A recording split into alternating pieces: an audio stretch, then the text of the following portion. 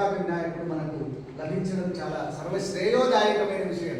భక్తులందరూ రాగానే ఇక్కడ అద్భుతంగా మొదలు వినాయకుడిని దర్శనం చేసుకోవడము, తర్వాత వెనువెంటనే అక్కడ పైన ద్వారం పైన ఉన్నటువంటి శ్రీ మహాలక్ష్మీదేవిని, కొల్హాపురం శ్రీ మహాలక్ష్మీదేవిని దర్శనం చేసుకోవడము, తర్వాత గర్భగుడిలో ఉండేటువంటి నేపాల్ పశుపతినాథ ముక్తినాథుడు, అయోధ్య రామలల్లా, తర్వాత కొడూరు ఆంజనేయ స్వామిని దర్శనం చేసుకోవడం, ఇది అనితరమైనటువంటి సాధ్యం కానటువంటిది. నిజంగా ఇది మనందరికీ అందుబాటులో ఉండే గుడిది. అపురూపమైన దివ్య శిల్పకళా వైభవంతో కూడుకున్న ఈ క్షేత్రాన్ని మనమందరం రక్షించుకోవాలి.